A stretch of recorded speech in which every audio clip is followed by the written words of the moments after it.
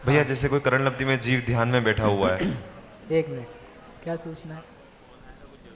नहीं, मेरा फ़ोन नहीं आया।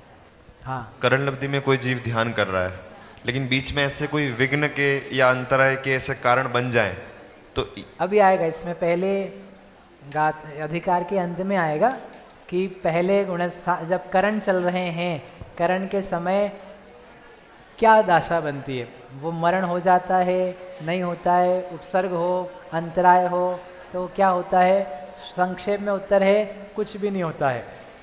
जो कुछ है वो तो आगे आगे आगे बढ़ते, उसका काम पूरा कंपलसरी होना है। ओके। अगर शयोपशम से स्टार्ट करें, मतलब लब्धि, और करंट तक जाना है, हाँ। तो टोटल कितना टाइम है? अंतर मुहूर्त। अंतर मुहूर्त। वो देशना लब्धि जो है ना, देशना लब्धि में क्या है, आपको वो स्पर्श होना चाहिए। 6 द्रव्य 9 तत्व 9 पदार्थ जो हैं ये बढ़िया हैं, सम्यक हैं, यथार्थ हैं, और ऐसा ये पदार्थ का स्वरूप है। उतने से आप आगे बढ़े, वो देशना लब्धि होती है। उसमें विश्वास आना चाहिए। कुछ ही सेकंड्स में होता है। भैया कोई जैसे व्रती श्रावक है, करण लब्धि में व्रती श्रावक है और वो पहले गुण स्थान में करण लब्धि में प्रवेश कर रहा है, तो आपने कहा था कि अगर पुरुषार्थ कम हो जाएगा तो पुरुषार्थ के हिसाब से चौथा, पांचवा, सातवां मिलता है, तो वो क्या मतलब व्रती होने के बाद पांचवे में जाएगा कि चौथे में? चौथे में भी जा सकता है। कोई व्रती है, अच्छा प्रश्न है कि कोई व्रती है और करण में है, उसके करण के परिणाम चल रहे हैं, तो वो पहले से चौथे में जाएगा कि पांचवें में जाएगा? चौथे में भी जा सकता है, पांचवें में भी जा सकता है, क्योंकि जो परिणामों की रेंज थी, उसकी जो विशुद्धि थी, उसने व्रत के लायक नहीं करी, उसने सम्यक्त के लायक ही करी, तो अब उसका अनंतानुबंधी का ही अभाव होगा, अप्रत्याख्यान का अभाव नहीं होगा। तो चौथे में जाने के बाद भी वो असंयमी कहलाएगा ऐसा? हाँ, चौथे निश्चय से असंयमी रहेगा, व्यवहार से संयमी रहेगा। व्यवहार से संयमी तो मिथ्या दृष्टि अवस्था में भी संयमी कहला रहा था, तो वो व्यवहार से तो संयमी नाम पाता है, लेकिन यथार्थ में अंतरंग से स्वयं के लिए देखेंगे तो अभी असंयमी है। विशुद्धि बढ़ती है, तो जैसे जैसे विशुद्धि बढ़ती है तो उस जीव का आनंद भी बढ़ेगा, और उस आनंद को बोला कि सिद्ध भगवान की जाति का ही वो आनंद रहता है, तो सिद्ध भगवान भी आनंद का भोग कर रहे हैं, तो उनको विशुद्धि नहीं है। नहीं, वो तो मतलब फाइनल प्रोडक्ट है। ऐसा नहीं बोल सकते उन्हें पूर्ण विशुद्धि बनी हुई है। और वैसे भी अभी सिद्ध भगवान जैसे ही आनंद नहीं आता है, सिद्ध भगवान का आनंद अभूतपूर्व है, अभूतपूर्व अवधि सिद्ध हो। यहाँ पर जो आनंद आ रहा है ये तो कषाय के साथ में आ रहा है, क्योंकि कषाय के कण मौजूद हैं, कण क्या, चट्टानें ही मौजूद है, लेकिन जो एक निराकुलता होती है, उस निराकुलता संबंधित आनंद है, तो उसकी अपेक्षा से समानता कही जाती है। बाकी जो आ रहा है आनंद, उनका कुछ और ही है क्वांटिटी और क्वालिटी में, और आपका कुछ और ही आ रहा है। और अभी तो मिथ्यात्व भी चल रहा है, मोह के साथ में चल रहा है। भैया विशुद्धि कहाँ तक कहेंगे हम? अरहंत और सिद्धों को नहीं। विशुद्धि 10वें गुण स्थान तक जाती है, 11वें 12वें में भी। 12वें में फिर अवस्थित हो जाती है, यथाख्यात हो जाता है ना, तो चारित्र दर्शन संबंधी सारी विशुद्धियाँ हैं वो स्थिर हो जाती है। जीव में वृद्धि होती है, क्योंकि अब ज्ञानावरण में वृद्धि होगी, ज्ञान में वृद्धि होगी, अनंत गुणा ज्ञान बढ़ेगा, लेकिन जो विशुद्धि है वो विशुद्धि स्थिर है। भैया ये जो सम्यक दर्शन के निमित्त कारण हैं, ये चारों बाह्य बहुत ही स्थूल कारण है, क्योंकि चारों का मतलब जब तक निज स्वसम्मुख परिणाम नहीं होंगे, तो मुख्य तो ये बोलना चाहिए था ना कि भाई निज स्वसम्मुख परिणाम ही निमित्त कारण है। ये चार तो बहुत ही स्थूल हुए, जबकि जिनागम में निज स्वसम्मुख परिणाम कम आता है, निमित्त कारण आता तो है ना, कम आता है। नहीं तो सभी चीज़ आती है। जिस संयोग की जो भाषा होती है उस संयोग के अनुसार कहा जाता है। प्रशम, संवेग, आस्तिक, अनुकंपा आगम भाषा में, कर्णानुग की भाषा में कर्म के क्षयोपशम की तरफ से कहते, तत्वार्थ श्रद्धान रूप से कहते आगम में, और यहाँ स्वसंवेदन रूप से कहते। तो अपनी अपनी भाषा है, बाकी वो एक रूप से ही चलती चीज़। तो ये देवरिद्धि दर्शन के बाद वो स्वसम्मुख परिणाम कैसे होंगे? वहाँ तो वो देवताओं की रिद्धियों की महिमा आ रही उसको, और फिर वापस की रिद्धि की महिमा नहीं, देवताओं को इतनी रिद्धियाँ मिली, इसको प्राप्त हुई। क्यों प्राप्त हुई? इसने धर्म किया था, इसने मुनि व्रत का पालन किया था, इसने सम्यक धारण किया था। आत्म तत्व को प्राप्त करने की ऐसी महिमा है कि इसका पुण्य ऐसा बना, तो उसका रुझान फिर धर्म, सम्यक, रत्नत्रय की तरफ होता है, तो वह उसके लिए कारण बनता है। मतलब अंतिम तो अपन यही बोलेंगे ना कि निस्व सम्मुख परिणाम से ही सम्यक दर्शन होगा। वही तो हो रहा है यहाँ पे, जो चल रही है विशुद्धि के द्वारा, तो स्वसंवेदन की तरफ ही तो सन्मुख हो रहा है व्यक्ति। उसको अपन कह रहे थे वो कहाँ गए मंथन भैया, निर्विकल्प स्व विकल्प स्व संवेदन। भैया इधर अभी आपने बोला कि 10वें गुण स्थान तक विशुद्धि रहती है, तो एक्चुअल में विशुद्धि क्या मोहिनी कर्म का क्षय उपशम क्षयोपशम को विशुद्धि बोलते हैं? उस जनित जो परिणाम होते हैं ना, जीव की वृद्धि होती है, तो उसे विशुद्धि कहते हैं। भैया ये जो सविकल्प स्वसंवेदन अभी करण का जो परिणाम है, इसको शुद्धोपयोग तो नहीं कहा, फिर इसको ध्यान कहेंगे? शुद्धोपयोग नहीं कहते, ध्यान रूप अवस्था कहते। तो ध्यान भी वो और शुभोपयोग है। शुभोपयोग रूप ध्यान ही है। शुभोपयोग ये विशिष्ट शुभोपयोग, सामान्य शुभोपयोग नहीं है, विशेष प्रकार का है। और एक और जो ये अभी मतलब पहले से चौथे में जा रहे हैं, पहले से पांचवें में और सातवें में, एक तो ये वाली बात है, उनमें विशुद्धि अधिक है, चौथे से पांचवें वाले में सातवें में।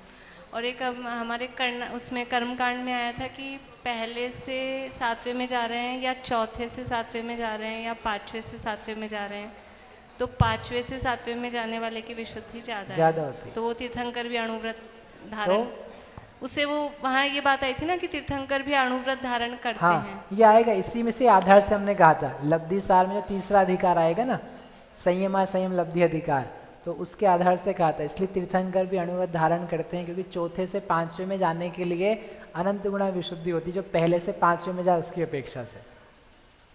तो मतलब जो आप कह रहे हो वही वाली बात है। तो वहाँ विशुद्धि जाती। हाँ, कम अभी करेंगे इसमें, कम अभी मतलब नॉट इन दिस शिविर, आगे यदि लगेगा तो आगे वाले में आएगा। तीसरा अधिकार पढ़ोगे ना इसका, उसमें दिया हुआ है कंपेयर करके। भैया ये पहले से चौथे पाँचवें और सातवें गुण स्थान में प्रथमोपशम से जाते हैं, और हम अभी अधःकरण में ही पढ़ रहे हैं कि उसकी स्थिति बंद है, वो संख्यात व भाग कम होती जाती है अगर पहले से चौथे में जाएंगे। इसका मतलब अधःकरण के आखिरी समय में ये तय हो जाता है कि चौथे में जाएगा जीव, कि पाँचवें में जाएगा, कि सातवें में जाएगा। वो अंतिम समय में नहीं, पहले समय में तय हो गया ना वो तो। अधःकरण की तो बोल रहे हैं।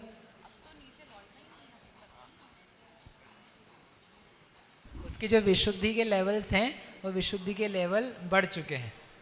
वो पहले समय में उसका परिणाम अलग तरीके से जा रहा है। समझ लो सेट है, जो पहले से पाँचवें में जा रहा है उसका सेट अलग है, जो पहले से चौथे में जा रहा है उसका सेट अलग है, और जो पहले से सातवें में जाएगा उसके परिणामों का अधः प्रवृत्त अपूर्व अनिवृत्तिकरण का सेट अलग है। तो आपने जिसको टच किया है वो परिणाम ही अलग प्रकार का गया है।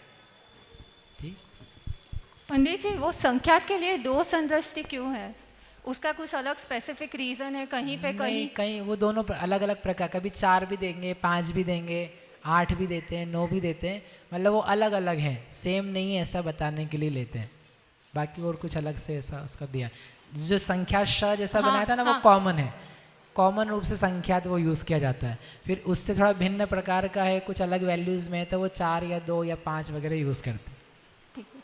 भैया ये हम प्रथमोषम सम्यक्त्व की बात कर रहे हैं, तो जो पहले से चौथा पाँचवा सातवें में जा रहा है, तो जब उस व्यक्ति ने अनुव्रत या महाव्रत धारण किए थे, तो क्या उस वक्त वो बिना सम्यक्त्व के धारण किए थे? ऐसा क्या? बिना सम्यक, तब तो पहले में है ना, तब तो पहले से पाँचवें में जाएगा। वो जो भी धारण करता है ना व्रत, वो बिना पाँचवें की धारण करता है।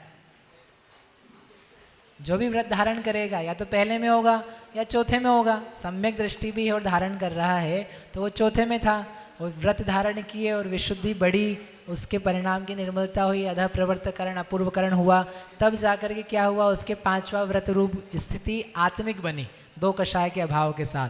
तो व्रत तो पहले भी कोई भी करे, सम्यक्त्व के साथ भी करोगे तब भी बिना 5वें के ही व्रत लिए जाते हैं, बिना 6ठे 7वें के ही दीक्षा ली जाती है। दीक्षा के बाद में 6ठा 7वां होता है। सम्यक दृष्टि करे चाहे मिथ्या दृष्टि करे, कोई करे। जो ऐसा सामान्य नियम है कि आयु तो कोई एक ही बनेगी, पर गतियाँ चारों बन सकती हैं मिथ्यात्वावस्था में। तो कल जो देखा था बंध योग्य प्रकृतियाँ, 13वें स्वर्ग से ऊपर ग्रहवेग तक के, ऐसा देखा था कि तिर्यंश आयु वहाँ पर मतलब प्रायोगिक लब्धि में तो कोई बांधेंगे नहीं, पर तिर्यंश आयु उनको बंध योग्य नहीं है, तो वो बंधापसरण नहीं किया था उनका। तो उसके साथ तिर्यंश गति भी बंध योग्य प्रकृतियों में नहीं गिनी थी, तो ऐसा क्यों? क्योंकि जब तिरंज गति में उसको जाना नहीं है तो बंद क्यों कराएंगे उसका? लेकिन गति का तो सामान्य रूप से बंद हो सकता सामान्य रूप से कब होता है कि जहाँ जिसको जा सकता है व्यक्ति उसका बंद कराएंगे, जो जहाँ जा ही नहीं सकता है तो बेकार में उसको नहीं दिलवाएंगे। If you are not able to achieve that thing in next भाव, छोड़ दो उसको। मनुष्य को बोला हमने चारों गतियों का बंद हो सकता है, वाई? क्योंकि मनुष्य चारों गतियों में जा सकता है। तिरंज को 4 गति का बंद बोला, क्योंकि चारों गति में जा सकता है, तो जो जहाँ जा सकता है उसका बंद हो सकता है। मनुष्य को जब आयु बंद हो गया तो ये डिसाइड हो गया कि वो इस गति में जाएगा, तो उसके बाद उसको उसी गति का बंद नहीं होगा? नहीं, चारों का होता है यदि वो मिथ्या दृष्टि है तो, क्योंकि वो तो परिणाम के अनुसार बदलता रहता है। अंतर मुहूर्त से ज़्यादा बंद नहीं होता एक गति का, बदलना ही पड़ता है। नरक गति का बंद हर अंतर मुहूर्त में मिथ्या दृष्टि को होता ही होता है, कुछ भी कर लो आप। जैसे ऐसा देखा था करण परिणाम होते हैं, उनसे मोहनीय कर्म का उपशम आदि होता है, और आगे करण मतलब 10वें श्रेणी के बाद करण परिणाम नहीं होते, लेकिन ध्यान तो उसके आगे भी होता है। तो ध्यान और करण में करण ज़्यादा विशुद्ध परिणाम है, ऐसा कहेंगे? नहीं, करण विशिष्ट परिणाम है जिनसे कुछ काम किए जाते हैं। कर्म का खंडन, अनुभाग का नाश, कर्म का स्थिति सत्व नष्ट होना, वो सब जो काम है वो करण के द्वारा किए जाते हैं। लेकिन ध्यान भी कर्मों को नाश करने के लिए ही करते हैं। वो अघातिया के लिए हो रहा है ना, वो स्वतः होता है, फिर अलग से कुछ विशुद्धि जिसमें बड़े अनंत गुणा इस प्रकार से नहीं होती। मतलब ध्यान में जीव का कोई पुरुषार्थ वो नहीं है। अवस्थित रहती है। जैसे 12वें गुण स्थान में है तो उन्होंने कहा अवस्थित है। 12वें गुण स्थान तक वीतरागी बने रहो एक अंतर मुहूर्त के लिए, तो वो ज्ञानावरण कर्म की सारी दशाएं खत्म होती। मतलब एक अंतर मुहूर्त बीच में चाहिए रहता है बंध के बाद में भी, तो उसके लिए वो 12वें गुण स्थान का टाइम निकाला जाता है। जैसे 13वें गुण स्थान में जो ध्यान कहा, पूरे गुण स्थान में नहीं कहा, सिर्फ अंत के समय में कहा। जहाँ क्रिया दिखाई देती ना, कुछ स्पेशल काम कार्य देख करके कारण की खोज की जाती है। मतलब कुछ तो विशेष हो रहा होगा ना? हाँ, तो हो रहा है ना, वहाँ कर्म का खंडन होता है। जीव के परिणामों में कुछ विशेष नहीं है। जीव के परिणाम में विशेषता नहीं होती है। वो स्वतः जो दशा बनी, आयु नज़दीक आ गई है, प्रकृति का क्षय होने का समय आ गया है, वो उसकी विशेषता है बस, कि अब आयु चूंकि अंतिम है तो वहाँ पर जाके खंडन हो रहा है। और कोई 1 2? अच्छा बच्चे, हम ये जो स्थिति बंधापसरण कर रहे हैं, प्रकृति बंधापसरण कर रहे हैं, वो प्रायोगिक लब्धि से कर रहे हैं, और फिर हम उसको अधप्रवृत्तकरण में आके बोल रहे हैं कि ये आवश्यक है। हाँ, अधप्रवृत्तकरण का आवश्यक। उत्तर हमने एक जगह लिखा है, अब कहाँ लिखा है ऐसा याद नहीं है, ये लिखा है उत्तर कि यहाँ अवस्थित हैं, यहाँ पक्के हैं ये, और ये पूरे होंगे, बीच में नहीं छूटेंगे। प्रायोगिकता लब्धि में वो उसके होने का नियम नहीं है, बीच में भी छोड़े जा सकते हैं। मर गया व्यक्ति, किसी ने हिला दिया आपको, मम्मी, बच्ची ने बोल दिया मम्मी मम्मी कहाँ हो, तो तुम्हारा ध्यान सारा भटक गया, तो खेल खत्म। लेकिन अध प्रवर्तकरण में आप पहुंच गए तो फिर वो बच्ची रोए कि चिल्लाए कि गिरती हुई हो रहा है, लेकिन फिर भी तुम क्या करोगी, बेटी रहोगी। कहाँ पर? ध्यान में। तो वहाँ पर नियम से पूरा होगा वो, तो वो अवस्थित है, उसके लिए शब्द यूज़ किया उन्होंने। यहाँ पर ये अवस्थित हैं, फिक्स हैं, पूरे होते हैं, और प्रायोगिकता लब्धि में इनका कोई नियम नहीं है। अभी मर गया तो मर गया, कुछ परिणाम बदल गया तो बदल गया, इट कुड चेंज। इसलिए उसकी संख्या भी वहाँ पे फिक्स नहीं थी और यहाँ पे फिक्स थी, इसलिए ये कारण है, क्योंकि यहाँ अवस्थित है। ठीक है। और कोई 1 2 3? बोले महावीर भगवान की